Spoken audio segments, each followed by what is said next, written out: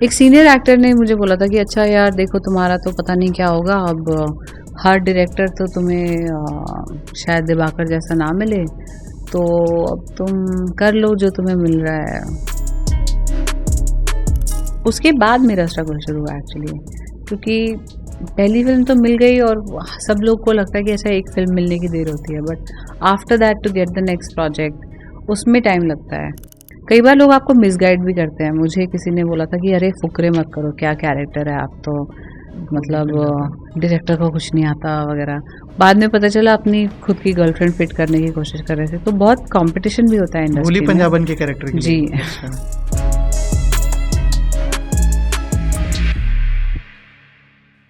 मेरा नाम है अविनाश और आज मेरे साथ मौजूद हैं ऋचा चड्ढा। हाय अविनाश, कैसे हो आप? मैं ठीक हूँ। और बताइए क्या चल रहा है आजकल? प्रमोशंस चल रहे हैं फिलहाल तो। हाँ। हीरा मंडी के। I met you a few days ago for that also. Yeah. Heera Mandi में आपका जो कैरेक्टर है उसके प्रोसेस के बारे में थोड़ा सा बताइए ना, कि उसमें उस कैरेक्टर में बहुत दर्द है, लेकिन वो जो जैसे दिखाया गया है ना कि वो एक अलग दुनिया बना के रखी है जहाँ पे वो अपनी खुशी के साथ है। हाँ।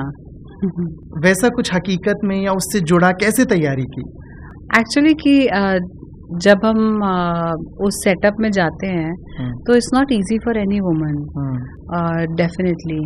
एंड इसलिए ये ज़रूरी है कि उसको उसके छोटे मोटे झूठ, उसके आसपास के जो लोग हैं उनके साथ जो रिलेशनशिप्स, वो सब हम बहुत क्लियरली डिफाइन करेंगे तो उस दुनिया में वो एग्जिस्ट कर सकती है। अगर उसके आसपास कोई ऐसा नहीं है जो उसको नेगेटिवली टॉन्ट करे या उसका सपना तोड़ दे, then she is fine. But other than that also you see that you know she is an alcoholic, क्योंकि वो उसकी एस्केप वही है। वो उसके बिना सर्वाइव नहीं कर पाती, क्योंकि उसको किसी ने वादा किया और वो वादा तोड़ दिया। अनलाइक द अदर गर्ल्स उसका बहुत बुरा हार्ट ब्रेक हुआ एंड सब बोल रहे थे स्ट्रॉन्ग कैरेक्टर। मुझे नहीं लगता है इसमें ये कैरेक्टर स्ट्रॉन्ग है, बिल्कुल भी काफ़ी वीक है।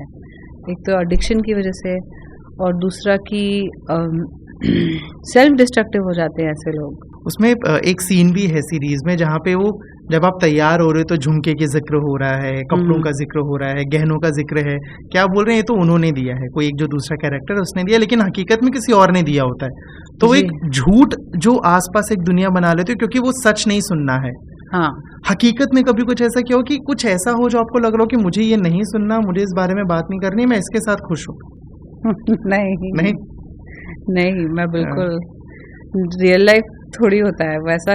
रियल लाइफ में हम लोग सब बहुत ज़्यादा प्रैक्टिकल हैं और अपने आसपास की रियलिटी से वाकिफ़ हैं, इंडस्ट्री से वाकिफ़ हैं। तो ज़रूरी नहीं है कि कोई अपने आप को इतना झूठ बोले। मतलब you have to really be delulu for that kind of thing. पर नहीं, मैं बिल्कुल ऐसी नहीं हूँ। मैं तो to the point, no nonsense. जो भंसाली साहब हैं, फिल्म के हिसाब से वो कैसे बदल जाते हैं? इससे पहले भी आपने काम किया, कैरेक्टर अलग था, थोड़ा छोटा था, अब कैरेक्टर अलग है, फिल्म अलग है, टाइम अलग है। एज अ डायरेक्टर कैसे बदलते हैं? आई थिंक वो तब मेरे करियर की शुरुआत ही थी। Ramlila was I think my third और फोर्थ फिल्म ओनली, बट वो बहुत बड़ी फिल्म थी और उसमें बड़े हैं, 2 बड़े स्टार्स थे, दीपिका रणवीर, उनका वहीं से प्रेम प्रसंग भी शुरू हुआ। So it's very cute, but मुझे लगता है कि वो हर चीज़ में उतनी जान डालते हैं जितनी वो एक उनका प्रोसेस सेम रहता है। वो ये नहीं सोचते कि ये मैं छोटे पर्दे के लिए बना रहा हूँ, वहाँ पे कहीं पे कॉम्प्रोमाइज़ नहीं है।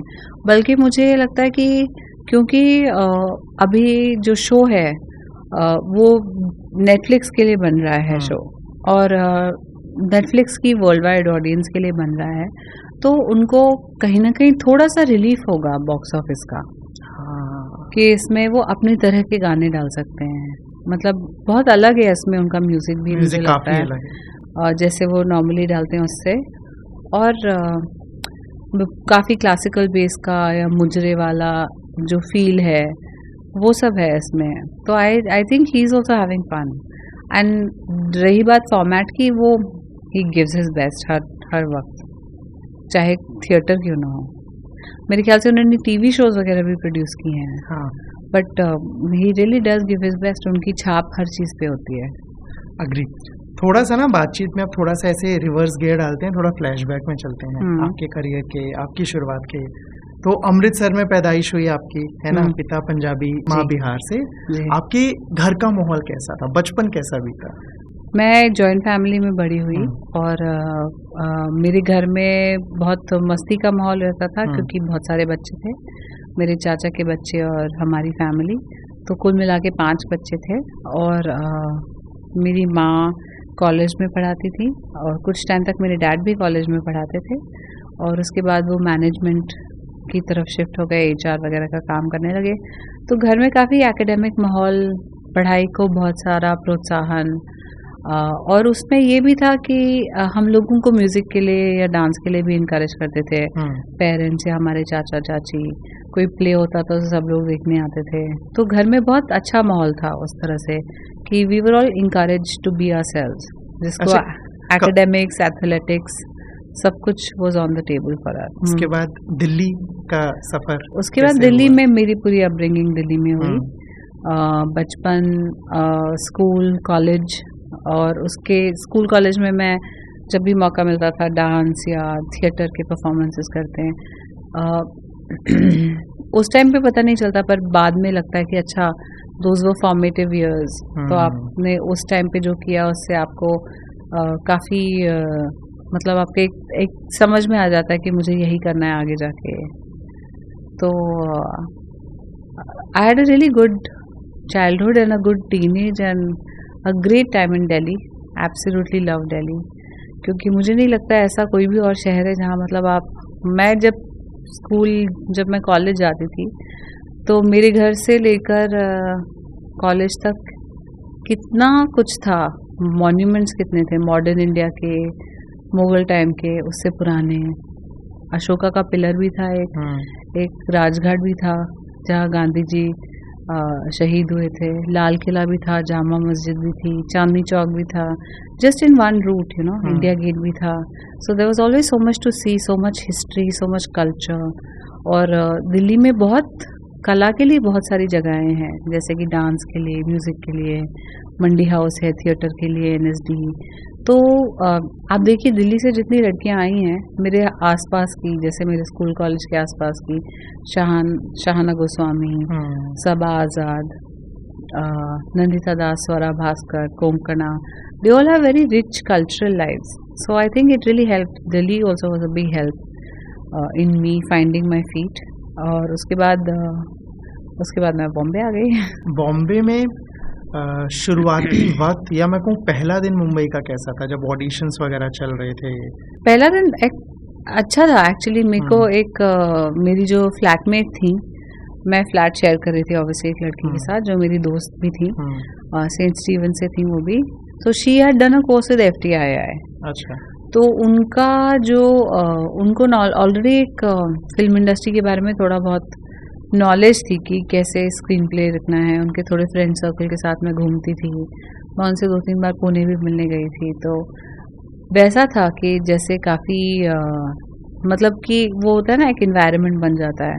उनके दोस्त जब घर आते थे तो मुझे पता चलता था कि अच्छा फला जगह कोई ऑडिशन चल रहा है वगैरह। तो it was easy, I would से।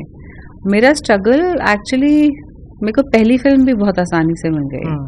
मैंने बैरी जॉन के साथ थोड़ा थिएटर किया यहाँ पे। वो मेरे गुरु हैं, वो दिल्ली से यहाँ शिफ्ट हुए थे, मुझे पता चला वो भी आ गए, तो मैं उनके साथ दिल्ली में थोड़ा काम कर चुकी थी। तो यहाँ उनका थिएटर ग्रुप मैंने ज्वाइन किया। उस टाइम पे वो एक नाटक पे काम कर रहे थे और अपने कोर्सेज भी चला रहे थे। तो मैंने पहले कोर्स किया, फिर उनके नाटक में मैंने काम किया और उससे मुझे पहली फिल्म मिल गई ओइला की। उसके बाद मेरा स्ट्रगल शुरू हुआ एक्चुअली, क्योंकि पहली फिल्म तो मिल गई और सब लोग को लगता है कि ऐसा एक फिल्म मिलने की देर होती है, but after that to get the next project उसमें टाइम लगता है। तो बीच में मैं दिल्ली भी चली गई थी, फिर मैंने थोड़े TV कमर्शियल्स वगैरह किए, थोड़ा थिएटर किया। तो उसके बाद का स्ट्रगल थोड़ा हार्ड था। नॉट ऐसे कि मेरे पास ऐसी कोई दुखियारी कहानी नहीं है कि मैंने ठंडा पानी पी के पेट भर लिया या रेलवे स्टेशन के प्लेटफॉर्म पे सो गई। हाँ, वो सब ऐसा कुछ नहीं हुआ मेरे साथ। My parents are very supportive और मुझे घर से पैसे भी देते थे वो लोग। और जब तक कि मैंने उनको नहीं बोला कि आप अब मत दीजिए. I think that happened after Fukrey. जी. जी. तो घर वालों को कौन सी फिल्म के बाद ये लग गया कि चलो चल जाएगा दुकान पानी, सही जा रही हैं, हो जाएगा, काम बन जाएगा? ये तो आपको उनसे पूछना पड़ेगा. वैसे मुझे लगता है गैंग्स ऑफ वासीपुर के बाद उनको आइडिया लग गया होगा, क्योंकि उसमें जो किरदार था उसकी रेंज बहुत थी एज की, और उसके लिए मुझे बहुत अप्रिसिएशन भी मिला था. और गैंग्स बन भी कल्ट फिल्म गई, कैन गई, इधर गई उधर गई, और दूसरा उसमें जो लोग थे वो सब दिग्गज थे. तो कहीं ना कहीं ये इस्टेब्लिश हो गया कि अच्छा ये इन लोगों के सामने भी शी कैन एक्ट, तो ये कर पाएगी. अच्छा, गैंग्स ऑफ वसेपुर और ओए लकी, एक पहली फिल्म और एक वो फिल्म जिसने आपको एक नई पहचान दी. इन दोनों फिल्मों के ऑडिशन प्रोसेस में कितना फर्क था? ओए लकी का ऑडिशन मैंने जो दिया था दिबाकर बैनर्जी के लिए, जो मुझे बहुत अच्छे लगते थे. मुझे किसी ने बोला घोसला का डायरेक्टर है, व्हिच आई लव्ड. अभी भी आई think he is one of the best directors in the country. ओए लकी का ऑडिशन मेरा कन्नू बहल जो डायरेक्टर हैं, जिन्होंने तितली बनाई है और अब आगरा बनाई, उन्होंने लिया था. और उन्होंने को एक्ट भी किया था मेरे साथ, कैमरा भी, मतलब उन्होंने मुझे बहुत पुश किया था, बहुत अप्रिशिएट किया था. और उसके बाद गैंग्स के लिए मैंने ऑडिशन नहीं दिया था. I think gangs is a happy accident. मैंने किसी की शॉर्ट फिल्म की थी उस टाइम पे, वेट ब्राइड करके. There was a director called Tani. उसमें वासन बाला मुझे डायरेक्ट कर रहे थे, जो अभी जिन्होंने फिल्में बनाई है, मोनिका और माय डार्लिंग वगैरह. तो आई थिंक कुछ बात चली, फिर मैंने देवडी के लिए भी ऑडिशन किया था वगैरह. तो कुछ बस बैठ गई वो बात. और गैंग्स में 2-3 लड़कियों ने मना किया था. हाँ, तो मुझे वो मिला था, वरना शायद नहीं मिलता. हाँ, ये आपने बताया भी था मेरे को कि कुछ एक्ट्रेसेस ने मना कर दिया था क्योंकि उस एज तक नहीं उस वक्त जाना चाह रहे. हाँ, मैं समझ सकती हूँ. क्यों बाद में मुझे भी लगा कि अरे यार ये तो ऐसे यहाँ पे लोग तो बेवकूफ़ हैं. But it was nice. अच्छा, जितना सुना, देखा या पढ़ा गया है, इंडस्ट्री में बोला जाता है कि या अपने जो सिनेमा है कि एक पार्टी कल्चर बहुत ज़रूरी है. कि आप फिल्म कर रहे हो, मिल रहे हो, उसके अलावा उनकी पार्टीज में जाना, लोगों से बातचीत करना, इन सब से भी काम मिलता है. कितना सही है या कितना गलत है? पता नहीं यार, मुझे तो इतने लोग बुलाते नहीं है, तो मुझे पता नहीं. हो सकता है सच हो, मुझे नहीं पता. बट मैं इतना कह सकती हूँ कि जो ओशीवारा और लोखंडवाला में भटकने वाले लोग अगर किसी को बहुत ज़्यादा एडवाइस दें कि आप ऐसे करो, ऐसे कपड़े पहनो, लिप्स को ये करा लो, ये वाले लेंसेज लगा लो, तो ज़रूरी नहीं है कि पहले देखो कि वो कौन सी बस या किस रिक्शे से उतरे हैं जो आपको बकबक कर रहे हैं. ये सारी चीज़ें समझना ज़रूरी होता है. और ख़ासकर यंग लड़कियाँ होती हैं तो सब लोग, मतलब उनको ना एक वल्नरेबिलिटी पे पावर भी चाहिए होता है. कुछ बोल देते हैं कि इनको मैं तुम्हें बताता हूँ. अरे भाई, तू है कौन बताने वाला? आपके साथ कभी ऐसा कुछ हुआ? मेरे साथ ऐसा हुआ, पर मैं पहले जब आई थिंक मुझे ज़्यादा वक्त नहीं लगा समझने में. हाँ, 2-3 साल लगे. 2-3 लोगों ने बोला कि ये मत बोलो कि यू आर एजुकेटेड ज़्यादा, या ये मत बोलो कि तुम ये बहुत स्मार्ट हो, या यहाँ पे थोड़ा ये बोलने से भी दिक्कत है. पहले तो बहुत करते थे ना. अभी थिंग्स आर चेंजिंग नाउ. अभी इंटरनेट आ गया तो everyone wants to be a activist also, so it's different. But हाँ, बहुत फालतू एडवाइस देते हैं शुरू में. तो आप खुद का अपना डिस्क्रिप्शन, अपना दिमाग यूज़ करना पड़ता है कि ये क्या बोल रहा है, इसमें समझ है कि नहीं. तो ऐसे तो बहुत किस्से हैं. But when I look back, Chhichhore लोग या कोई बहुत लूज़र जो ऐसे एडवाइस दे रहा है आपको,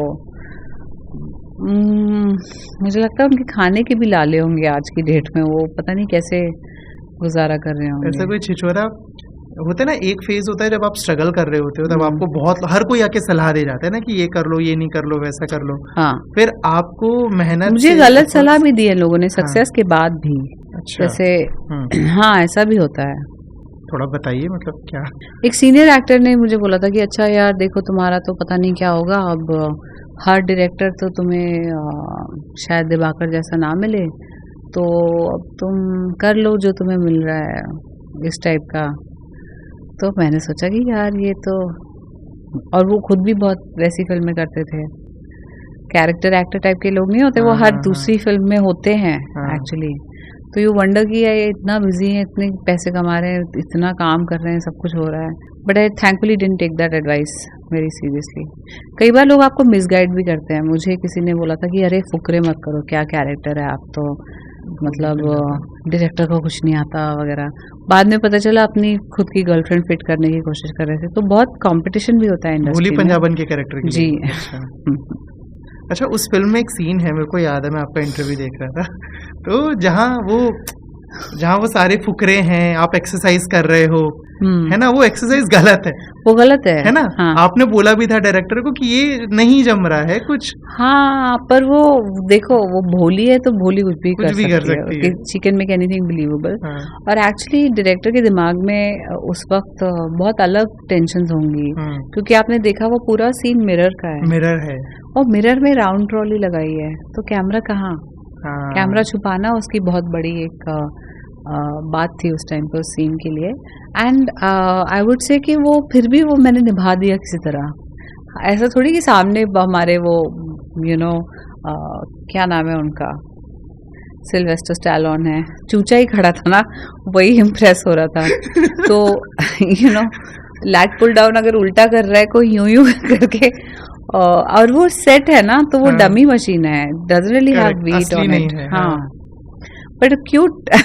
मुझे अभी देख के और कोई ऐसा सीन हुआ है जहाँ पे आपने डायरेक्टर को या किसी को स्टार को बोला हो कि ये इसमें गलत जा रहा है, इसको सही कर लो, और वो पॉसिबल हो पाया हो या ना हो पाया हो? अगर डायरेक्टर का ईगो नहीं होता तो वो सही कर देते हैं, और अगर ईगो होता है तो वो नहीं करते। एक मैंने फिल्म की थी सुधीर मिश्रा के साथ, जिसमें कुछ एक कंटिन्यूटी का कुछ एक्सेस जंप या कुछ एक हो रहा था, तो मैंने उनको बोला था, उन्होंने तुरंत बोलते ओ या आई don't know how I miss that and he fixed it. हाँ, पर हर बार ऐसा नहीं होता। हर बार नहीं होता। अच्छा, अपने बारे में कोई, क्योंकि हम जिस इंडस्ट्री में ना, बहुत कुछ लिखा जाता है, बहुत कुछ बोला जाता है, कोई ऐसी अफवाह सुनी जिसे सुन के हंसे हो? गुस्सा अमूमन आता है कि कुछ भी छाप रहे हैं, बट कि इस हद तक चले गए हो तुम लोग कि क्या ही रिएक्ट करो? हाँ, ऐसे कंट्रोवर्सी क्रिएट करने के लिए एक बार बहुत सस्ती फोटोशॉप करके किसी एक्टिविस्ट ग्रुप ने कुछ डाला था। अच्छा। तो मैंने बस ये पूछा था कि कौन सी पब्लिकेशन से, तो उनके पास कोई जवाब नहीं था। फिर वो भाग जाते हैं। कुश करके कोई लड़का था, उसने अभी भी वो एक्टिविस्ट बने फिरते हैं। तो झूठ तो पकड़ा ही जाता है ना। और फोटोशॉप भी करो तो थोड़ा क्वालिटी देख लो यार। ना पेपर है उसकी कोई, पेपर का कोई नाम ही नहीं है, सिर्फ A4 साइज का प्रिंट आउट लग रहा है, गंदा फॉन्ट, स्पेलिंग मिस्टेक, बीच में फोटो लगाई हुई अच्छी, मनमोहक फोटो, ताकि कोई देख ले, उस पर क्लिक कर ले, और राइटिंग कुछ नहीं, बायलाइन कुछ नहीं, डेट कुछ नहीं। तो जाहिलों के मुंह कौन लगेगा अब? तो मैंने पूछा कि आप बताएंगे कौन सी पब्लिकेशन से, तो वो लोग भाग गए, पैदल हो गए।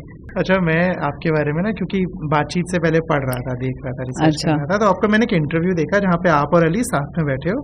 अच्छा। और आपको एक ये भी रेयर है, अली ज्यादा इंटरव्यू नहीं करते मेरे साथ।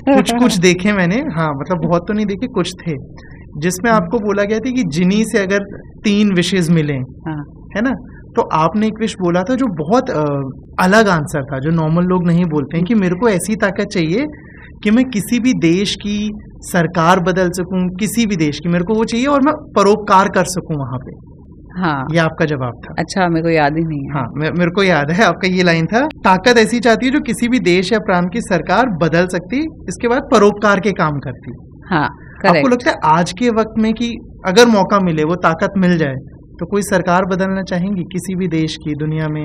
अरे बहुत सारे देशों की सरकार बदलना चाहूंगी। आई थिंक 80% लोगों की देशों की सरकार बदलना चाहूंगी मैं। आपको नहीं लगता दुनिया कहीं और ही जा रही है? मतलब जो आज से 30-40 साल पहले मिडिल क्लास सैलरी पे फिर भी लोग बहुत लैविश लाइफ नहीं जी सकते थे, पर अपना घर तो अफोर्ड कर सकते थे, है ना, अपनी गाड़ी अफोर्ड कर लेते थे, स्कूटर बजाज चेतक अफोर्ड कर लेते थे, कुछ तो करते थे, थोड़ा पीस था उनकी लाइफ में, खाना थोड़ा अभी जो हमें मिल रहा है उससे थोड़ा साफ था, दूध में मिलावट कम थी, हवा थोड़ी साफ थी, पानी साफ था। तो ये क्या हुआ? मतलब we are supposed to develop, like it's not, we are going in reverse. बहुत पुरानी बात नहीं, 30-40 साल पुरानी बात है। तो मतलब, तो मुझे लगता है कि कहीं ना कहीं something is going wrong, like in most countries in the world. अमूमन सिनेमा से जो जुड़े लोग हैं जिनसे मेरी अक्सर बात होती है, वो लोग ना इन मुद्दों पे बात करने से बहुत बचते हैं, कतराते हैं कि इस बारे में बात नहीं करना है। एक्चुअली वो देखिए आपकी भी कॉम जो है, जो जर्नलिस्ट की कॉम है, वो भी ढूंढती है ना क्लिक बेट, करेक्ट है ना, वो भी हेडलाइंस को मिसरिप्रेजेंट करती है, क्लिप्स को छोटा करती है। तो मेरी फ्रेटर्निटी वाले लोग डर जाते हैं, एक वजह वो है। दूसरा, हर कोई स्मार्ट नहीं होता ठीक है, वेरी ट्रू। हर किसी के पास हर मुद्दे का जवाब नहीं होता, और हर किसी को जरूरत नहीं है इस पे बोलने की। Some people are like I don't know enough, I don't want to talk about it, okay, और I don't want to get involve. उनकी कुछ अपनी परेशानियां होंगी, और हमने देखा है कि लोगों को परेशान भी किया जाता है जब उनकी गलती नहीं भी होती तो भी। इन सब चीजों के बारे में बात करने से कभी प्रोफेशनली कोई नुकसान झेलना पड़ा है? फिलहाल तो आइडियोलॉजी मैच नहीं हो रही है, या शायद किसी के बारे में बोल दिया। आइडियोलॉजिकल बात तक तो कोई पहुंचता ही नहीं है, तो हम बेसिक बात कर रहे हैं ना। अभी हम जो बात कर रहे हैं वो क्या बात कर रहे हैं? हवा, पानी, खाना, इसकी बात कर रहे हैं ना। ठीक है, सिनेमा पे वापस आते हैं, है ना जी। कुछ एक्टर्स हैं मेरे जान पहचान में जो बहुत बेबाकी से काम मांगते हैं, किसी भी डायरेक्टर से मिले, प्रोड्यूसर से मिले, कि अगर कुछ बनाओ तो बताना। काश मुझ में वो कला होती कैसी है। हाँ, नहीं, मुझ में वो बात पता नहीं क्यों, शायद होती तो बहुत अलग होती चीजें शायद, बट पता नहीं, आई डोंट नो। बट कभी कभी मुझे लगता है कि किस्मत भी कुछ होती है, या maybe God has a plan, I don't know. Because see, मैंने गैंग्स ऑफ वासीपुर के लिए ऑडिशन नहीं दिया था, but it came to me and I did it, and it became my first breakthrough. देन मैंने मसान के लिए ऑडिशन नहीं दिया, रामलीला के लिए ऑडिशन नहीं दिया, लुक टेस्ट किया था एक। और जो भी मेरी लाइफ में जो आप लोग जो मेरा अच्छा काम समझते हैं, चाहे वो इनसाइड एज हो या मैडम चीफ मिनिस्टर हो या ये हो लज्जो इन हीरा मंडी, इतना बड़ा शो, और मेरे से शुरू होता है, इतना बड़ा गाना, उसमें हॉल में तालियां पिटी थी, तो ये चीजें मुझ तक खुद आई। तो कभी कभी मुझे लगता है कि शायद ना मांगना ही बेहतर है, क्योंकि I am here, people know I exist. If they have to see range, they can just Google me, I have done all kinds of art. अच्छा, अपना कौन सा काम है जो आपको लगता है अविनाश ये मेरे मुताबिक बेस्टेस्ट है? अलग अलग जॉनर में अलग अलग चीजें अच्छी हैं। जैसे ओए लकी में मैं इतनी फ्रेश थी और इतनी छोटी थी, और इतना मतलब इतने पॉश स्कूल से, कॉलेज से पढ़ के मैंने वैसा किरदार किया जो जिसकी भाषा एक तरह की थी, बिहेवियर, बॉडी लैंग्वेज एक तरह का था, बहुत मजेदार था वो कैरेक्टर। या फिर आप मुझसे टॉप 5 पूछ सकते हो तो मैं आपको बता दूंगी। एक तो definitely I think Oye lucky, then gangs of Wasseypur. फिर ओए लकी में मैंने दिल्ली एक्सेंट ट्राई किया था, गैंग्स में मैंने बिहारी एक्सेंट, और एज ग्रुप का जो था गोइंग फ्रॉम 19 to 56, 18 to 56, वो भी काफ़ी बड़ा चैलेंज था उस टाइम पे। और मैं भी छोटी थी, 24 साल की, पर मैं कर रही थी। उसके बाद आई वुड से मैडम चीफ मिनिस्टर, क्योंकि उसमें भी मैंने बहुत, मेरी मम्मी की one of the favourite film. हाँ, उसमें बहुत मुश्किल है वो अक्खड़ कैरेक्टर करना, उसके मैंने वजन भी बढ़ाया था, वेस्टर्न यूपी की डायलेक्ट भी पकड़ी थी, तो वो चैलेंजिंग था। बाइक चलाना सीखा था, और and it's a grey character, it's not a, it's like a, it's like a character study, not a, then I would say Bholi also. भोली इज डिफिकल्ट टू डू, क्योंकि उसमें कोई वो नहीं है, लिमिटेशन नहीं है उसके दिमाग में कि मैं लड़की हूँ, मैं ये नहीं कर सकती है। वो अपने बुरे धंधे को भी बिजनेस की तरह चलाती है, प्राउडली चलाती है, और काफ़ी सेल्फिश है। वो भी ग्रे कैरेक्टर है पर मज़ेदार है। And I would say then Lajjo is been very difficult, क्योंकि लोग शायद पकड़ पाए, शायद नहीं, बट ड्रंक होके हल्का सा सुरूर जो रखना होता है ना हर वक्त, थोड़े से नशे में, कि इतना भी नहीं कि आप अमिताभ बच्चन बन जाए, अमर अकबर, एंथनी का, क्योंकि बहुत लोग उनको कॉपी करके ड्रंक प्ले करते हैं। वैसा उतना ऑब्वियसली ड्रंक नहीं हो सकते, थोड़ा बहुत हो सकते हैं, और उसमें नाचना, गाना, रोना, डायलॉग करना, वो काफ़ी चैलेंजिंग था। So I would say these are my top 5. I don't know. Audience can differ. Audience तो खैर आपको पसंद करती है ये अलग अलग, आपने क्योंकि उन्होंने जॉनर किए हैं उस हिसाब से। अच्छा, आपका ही एक इंटरव्यू देख रहा था जिसमें आपने बोला था कि रणदीप हुड्डा के साथ आपको काम करना नहीं जमता है। ऐसा कुछ अनप्लेजेंट, मतलब पता नहीं, मुझे लगता है कि अपनी जमेगी नहीं अभी। आप दोनों ही फाइन कैरेक्टर्स हो, एक्टर्स हो। जी जी, जो तो बहुत अच्छे एक्टर हैं। हाँ। मैं उनकी फैन हूँ एक्चुअली, जो उन्होंने मैं और चार्ल्स में किया या सरबजीत में किया, जिस तरह की बॉडी लैंग्वेज, एक्सेंट, पर कई बार होता है ना, ऐसे ट्यूनिंग नहीं बन पाती। It's okay. आई मीन, मुझे किसी ने बोला था कि बताओ कौन है जिसके साथ तुम काम नहीं कर पाओगे, तो मेरे दिमाग में एक नाम आया, मैंने ले लिया। जी, ठीक है। आपने एक कॉमेडी शो भी किया है ना, आप स्टैंड अप कर चुके हो। जी। वहाँ पे आपने वन माइक स्टैंड। हाँ, वन माइक स्टैंड। आपने वहाँ पे अपनी पर्सनल लाइफ का वो थोड़ा सा, एक उस वक्त नहीं था हालांकि, लेकिन आपने बताया था कि ब्याह कद होना, वो फैमिली वाले जो एक्सटेंडेड फैमिली के लोग आते हैं ना। फिर पता लगा कि अली फजल को डेट कर रहे हो, फिर आते कि व्याधि की लोड है, करियर पे फोकस करो। जब हकीकत में आपने रिलेशनशिप घर पे बताया? नहीं, ऐसा कुछ नहीं हुआ था। कि घर वालों का रिएक्शन कैसा था? बहुत अच्छा था। They are very loving, supportive. सिर्फ इमीडिएट फैमिली नहीं, मेरे चाचा चाची, मौसा मौसी, सब लोग बहुत खुश थे। और अली की फैमिली का भी सेम रिस्पांस था। वो तो हमने कॉमेडी के लिए बहुत सारे स्केचेस में हम मटेरियल डालते हैं वैसा, बट नहीं, ऐसा कुछ नहीं, बिल्कुल भी नहीं। वी आर लकी एक्चुअली कि सब कुछ स्मूथली हो गया। क्योंकि मेरे को भी याद है जब आप लोगों का रिलेशनशिप का जब आया था कंफर्म सारे, तो मैं भी उनमें से एक था जो आपसे जब भी मिलता था कि शादी कब कर रहे हो। तो नहीं, आप इकलौते नहीं थे, मैं भी उनमें से एक था जो हर बार आके चीज पूछते रहे शादी का। अच्छा, शादी के बाद क्या बदला प्रोफेशनली एंड पर्सनली? पर्सनली यही बदला कि हम लोग साथ में रहते हैं, तो थोड़ा मिलना जुलना इजी हो गया। और टाइम स्पेंड करना थोड़ा इजी हो गया। जब हम लोग बहुत बिजी होते तो नहीं कर पाते, but otherwise it's quite nice. और प्रोफेशनली तो कुछ भी नहीं बदला। वो दिन गए आई थिंक जब वो एक्ट्रेसेस को बोलते थे कि अरे ये शादीशुदा है। अब तो सारी all the top actresses today are married, some have babies also.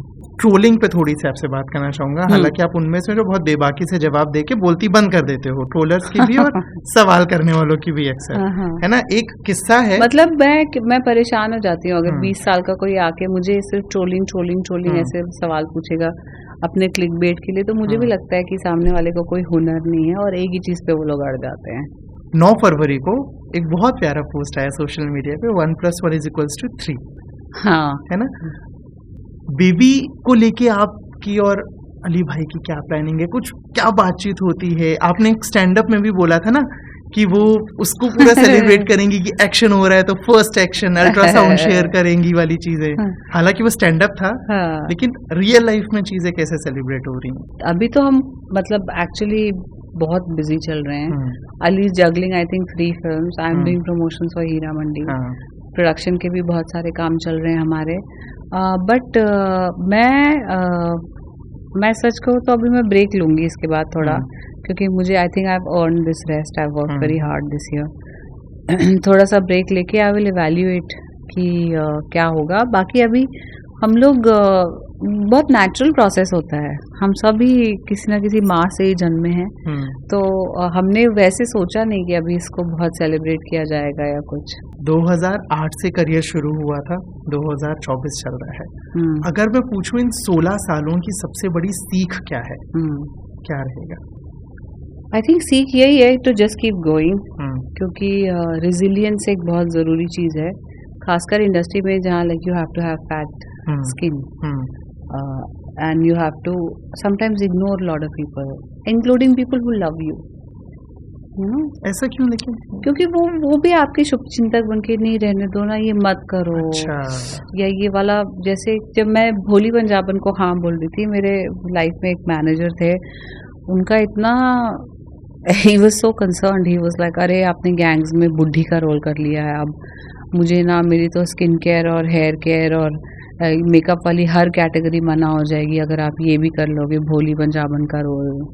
तो then what do you have to little bit ignore it, you know, so that's what I mean. कई बार तो ट्रोल्स वगैरह को इग्नोर करना तो बहुत इजी होता है because they are rubbish, but ignoring people close to you जिनकी एडवाइस में हो सकता है कोई सच भी हो, पर आपको अपनी ग्रोथ देखनी है एज एन आर्टिस्ट, तो मैं हमेशा वो सोच रखती हूँ। और बताओ का आखिरी सवाल, हाँ. क्योंकि जल्द ही किलकारी गूंजने वाली है आपके घर में, है ना? हाँ. तो प्रोजेक्ट्स अब नए शूट तो होंगे नहीं, पुराने प्रोजेक्ट्स जहाँ पे अभी हम आपको देख पाएंगे जो शूट हुए हैं? नहीं, प्रोजेक्ट्स नए शूट होंगे डेफिनेटली। वैसे But टाइमिंग gap आपने कुदरती बोला ना खुद। अच्छी, 6 महीने तो मैं लूंगी। हाँ, correct. अभी इंक्लूडिंग अभी के 1.5-2 महीने अभी, और उसके बाद 3-4 महीने बाद में। जी. तो I think next I will go on a set around October only. We are in May, so October तक I should be fine to resume work. बाकी पुराने प्रोजेक्ट्स में आई थिंक एक फिल्म है Z5 के साथ, Z स्टूडियोज के साथ, विच इज़ ऑन कोविड, जिसमें I am playing a nurse. उसका टाइटल चेंज हुआ है, तो मैं गलत टाइटल आपको नहीं बताना चाहती, बस वही एक आने वाली है। बाकी new things will start October November. Thank you Richa हमारे साथ जुड़ने के लिए, और जैसे ही जब नई चीजें शुरू होंगी तब फिर आपसे बात करेंगे, और उम्मीद करेंगे वक्त मिलेगा आपका। मिल जाएगा, क्यों नहीं। देखो मैं आज भी आई। बिल्कुल, आज भी आए। And thank you so much हमारे साथ बात करने के लिए। Thank you Avinash, thank you. Hi guys, this is Richa Chadha और आप मुझे देख रहे हैं ऑन बॉलीवुड बबल।